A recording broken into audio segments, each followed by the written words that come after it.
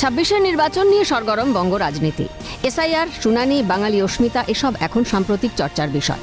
এরকম একাধিক ইস্যুতে শাসক বিরোধী দুই যুযুধান শিবির একে অপরকে বিত্তে মরিয়া। এই আবহে ফের বঙ্গ সফরে প্রধানমন্ত্রী নরেন্দ্র মোদী। বিজেপি সূত্রে খবর, এবারে জোড়া সভা প্রধানমন্ত্রীর। প্রথম সভা ১৭ই জানুয়ারি মালদা জেলায়, দ্বিতীয় সভা ১৮ই জানুয়ারি হাওড়ায় করার পরিকল্পনা হয়েছিল। কিন্তু রাজ্যের শীর্ষ নেতৃত্ব চায় হাওড়ার বদলে হুগলির সিঙ্গুরেই জনসভা করা হোক। বিজেপি সূত্রে খবর, সিঙ্গুরের টাটা অধিগৃহীত জমিতেই সভা হবে নরেন্দ্র মোদীর। এই যে টাটা প্রজেক্ট এরিয়ায় যে মাঠ আমরা দেখতে পাচ্ছি, বিজেপির তরফ থেকে একাধিকবার তারা গতকাল থেকে পরিদর্শন করছেন এবং ছোট ছোট বৈঠকও সারছেন। কারণ আগামী 18 তারিখে এই মাঠে সভা করতে আসতে পারেন দেশের প্রধানমন্ত্রী। বিজেপির রাজ্য নেতৃত্বরা মনে করছেন যে আগামী 18 তারিখে দেশের প্রধানমন্ত্রী এলে যে সমস্ত যুব সমাজ তারা কিন্তু স্বপ্ন দেখতে শুরু করেছে যে তারা ঠিক 2006 সালের পর, আমরা দাঁড়িয়ে রয়েছি 2026 সাল, ঠিক 20 বছর পর তারা কিন্তু আবার স্বপ্ন দেখতে চলেছে। এখানে হয়তো কারখানা হলেও হতে পারে, এমনটাই বার্তা দেবেন দেশের প্রধানমন্ত্রী। বিজেপি নেতৃত্বের দাবি, ২৬-এর নির্বাচনে বিজেপি ক্ষমতায় এলে সিঙ্গুরে কারখানা হবেই। প্রধানমন্ত্রী এলে সিঙ্গুরবাসীর জয় হবে। সিঙ্গুরবাসীকে ভুল বোঝানো হয়েছিল, শিল্পকে ধ্বংস করেছে শাসক দল, দাবি বিজেপির। যুব সমাজকে আলোয় ফেরাতে হবে বলে অঙ্গীকার খানাকুলের বিজেপি বিধায়কের। এটা সিঙ্গুরবাসীর জয় হবে, কেননা 2011 সালে মমতা ব্যানার্জি সিঙ্গুরবাসীকে ভুল বুঝিয়ে এখান থেকে শিল্পটা তাড়িয়েছে, শিল্প ধ্বংস করেছে। সিঙ্গুরবাসী আজকে বুঝতে পারছে মমতা ব্যানার্জির সঙ্গ দিয়ে আমরা কি ভুলটা করেছি। এবং এইখানকার এই যে ল্যান্ডের যারা ইচ্ছুক চাষি তারাও খুব খুশি, তারা স্বেচ্ছায় জমি দিতে চাইছে যে এখানেই সভা হোক এবং সিঙ্গুরে শিল্পটা হোক। যে পশ্চিমবাংলা যুব সমাজ যেভাবে আজকে অন্ধকারের দিকে চলে গেছে, তাদেরকে আলোয় ফেরাতে হবে। সেই জন্যই সিঙ্গুরে যেরকম কলকারখানা প্রয়োজন, ঠিক একই রকমভাবে সারা পশ্চিমবাংলা জুড়ে নতুনভাবে কলকারখানা যেরকম তৈরি করতে হবে, ঠিক একই রকমভাবে পশ্চিমবাংলা যুব সমাজের তাদের যে বঞ্চিত হচ্ছে, তারা যে বঞ্চিত হচ্ছে সেই জায়গা থেকে তাদেরকে বাঁচাতে হবে।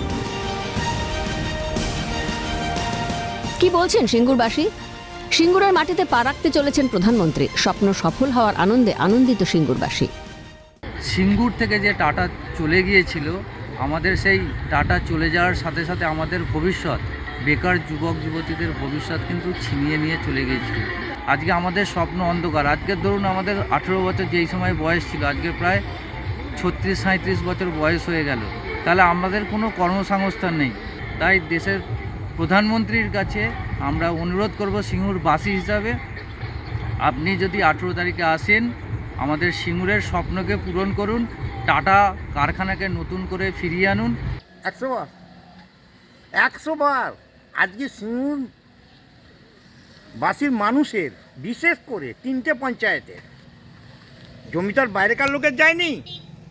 জমি গেছে বেড়াবেড়ি, কেজিটি আর গোপালনগর মানুষের। আজকে এই 3টে পঞ্চায়েতের মানুষই বগল চাপড়াচ্ছে, বুক চাপড়াচ্ছে। ডবল চাকরি, ডবল চাকরি, চাকরিটাকে শেষ করে দিল। অন্যদিকে জমি এভাবে ফেলে রাখার জন্য তারা আন্দোলন করেননি। জমিটি যে কোনো প্রকারে ব্যবহারযোগ্য হোক, এমনই চাইছেন সিঙ্গুর কৃষি জমি রক্ষা কমিটি। দেখুন, সিঙ্গুরের জমি আন্দোলনকারী হিসাবে আমার এখন একটাই চাওয়া, এখানে যেভাবে এখনও 70% জমি অনুর্বর হয়ে পড়ে রয়েছে, এখনও বন্ধা হয়ে পড়ে রয়েছে, সেটা অন্তত ব্যবহারযোগ্য হোক। সেটা শিল্প হতে পারে, সেটা কিছু হতে পারে, সেটা হোক, আমি এটা চাইছি। এবং প্রধানমন্ত্রী যদি সিঙ্গুরের বুকে আসেন, নিশ্চয়ই আমরা সেই কৃষকের পক্ষ থেকে এই বার্তাই পৌঁছে দেবো যে আমরা কিন্তু এইভাবে জমিটাকে ফেলে রাখার জন্য আন্দোলন করিনি। আমরা এই সরকারকে অনেক জানিয়েছি, প্রায় 1 বছর 1.5 বছর ধরে লিখিতভাবে নতুন কমিটি তৈরি করেও জানিয়েছি। কিন্তু সরকার, এখানকার বিধায়ক যিনি একটা সময় আন্দোলনেও আমাদের সঙ্গে ছিলেন, যদিও তার জমি এখানে ছিল না, আন্দোলনের জায়গায় এক ফোঁটাও জমি ছিল না। জমি তো আমরা যারা এখানকার কৃষক, মানে পুত্র বা কৃষকের সন্তান বা কৃষক, তারাই তো আন্দোলনটা করেছিলাম, তাদের সে সাথে ছিল। কিন্তু সে মিথ্যে তথ্য দিয়ে বলছে যে এখানে 91% জমি চাষযোগ্য হচ্ছে। সেটা নয়, বাস্তব হচ্ছে 30% জমি মতো চাষ হচ্ছে, বাকিটা চাষ হচ্ছে না। তাই প্রধানমন্ত্রী যদি এখানে আসেন, আমরা মনে করি যে সিঙ্গুরের এই মানে পতিত জমিটা, এটা ব্যবহারযোগ্য যদি হয়, আমরা কিন্তু মনে মনে সমর্থনই করব। সিঙ্গুরের স্মৃতি উস্কে সভা করবেন নরেন্দ্র মোদী। এক অর্থে সিঙ্গুরের সভা তাৎপর্যপূর্ণ মত রাজনৈতিক মহলের। চাকরি ইস্যুতে একযোগে বাম তৃণমূলকে নিশানা বিজেপি বিধায়কের। পাশাপাশি সিঙ্গুরকে অন্ধকারে রেখেছে শাসক দল বলেও দাবি বিজেপির। যারা ভালো স্টুডেন্ট, ভালো পরীক্ষা দিয়ে তারা পাস করে তাদেরকে রাস্তায় বসে কাঁদতে হয়, আর তৃণমূলের নেতানেত্রী হওয়ার কারণে সেখান থেকে তারা সুবিধা পায়, টাকা দিলে চাকরি হয়। সিপিএমের আমলে দেখেছি আমরা চিরকুটে চাকরি হতো, তৃণমূলের আমলে টাকা দাও চাকরি নাও, টাকা যার চাকরি তার। তো এইভাবে তো চলতে পারে না, সিঙ্গুরটাকে তো অন্ধকারে রেখেছে এরা। পাল্টা এক ধাপ এগিয়ে তৃণমূলের নিশানায় বিজেপি। ভোট এলেই বিজেপির নেতা মন্ত্রীদের আনাগোনা বাড়ে। বিজেপির প্রতিশ্রুতির সার নির্বাচনী গিমিক বলে কটাক্ষ তৃণমূলের। আমরা অতীতটা জানি, উনি এর আগেও এসছেন, ঠিক ভোটের সময়ই হচ্ছে বিজেপির মন্ত্রী এবং নেতা এরা আসে, সেরকমই আসছে আর কি। বিজেপি কেন্দ্রে ক্ষমতায় আসে হচ্ছে মানুষের অ্যাকাউন্টে, গরিব মানুষদের অ্যাকাউন্টে 15 লক্ষ করে টাকা দেবে, বছরে 2 কোটি বেকারের চাকরি দেবে, সবকা সাথ সবকা বিকাশ, কোনোটাই হয়নি। এটা নির্বাচনের একটা গিমিক। সিঙ্গুর আন্দোলন এই রাজ্যের রাজনৈতিক সমীকরণে তৈরি করে উলটপুরাণ। এবার সেই একই সমীকরণকে হাতিয়ার করতে চায় গেরুয়া শিবির। টাটাকে ফেরানোর স্বপ্ন দেখাতে চায় মোদী সরকার। 20 একর জমি নিয়ে মূলত এই সভা হবে এখানে, এমনটা কিন্তু আমরা জানতে পারছি।